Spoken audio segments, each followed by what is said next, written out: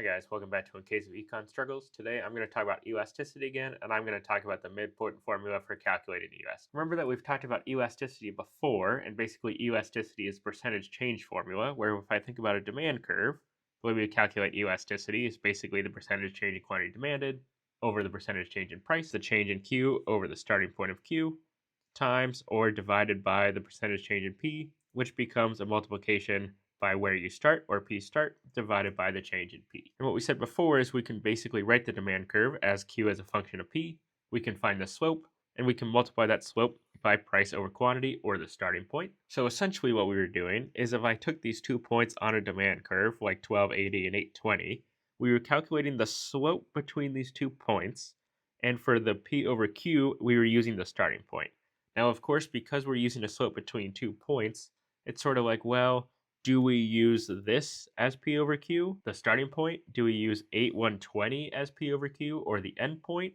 Or do we use something in the middle? And so the midpoint formula is just saying, well, we should maybe potentially use this thing in the middle because we're calculating a slope over 2 different points. And so maybe just using the starting point, just using the ending point doesn't make a lot of sense. So maybe we should take the average. That's what the midpoint formula is. So let's just do that example with quantity demanded where I'm going from 120 to 80 as the price goes from 8 to 12. So version 1, the version we've talked about before, the slope here is negative 40 over 4 or minus 10. That's going to be both for the starting point and the midpoint. P over Q here using the starting point is 8 over 120. So when I calculate the elasticity, I get negative 2/3. When I do the midpoint and I think about the average Q and average P, well, the average is just the sum over the number of points, which here is just 2.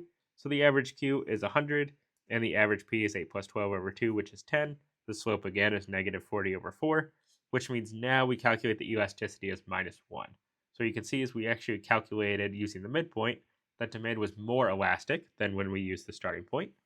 If we use the endpoint, we're actually going to get an even more elastic number. If you use the starting point where there's a bigger quantity, well, if you use a bigger quantity, it's going to be a smaller percentage change.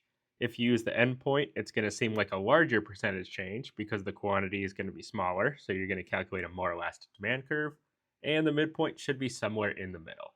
So again, the focus of this video is just how you use the midpoint formula, but I've sort of used the starting and ending point just as some comparisons. So if you've got questions about this, feel free to put that in the comment section below. But if this video or these videos in general are helping you out, please like and subscribe. See you next time for another case of Econ Struggle.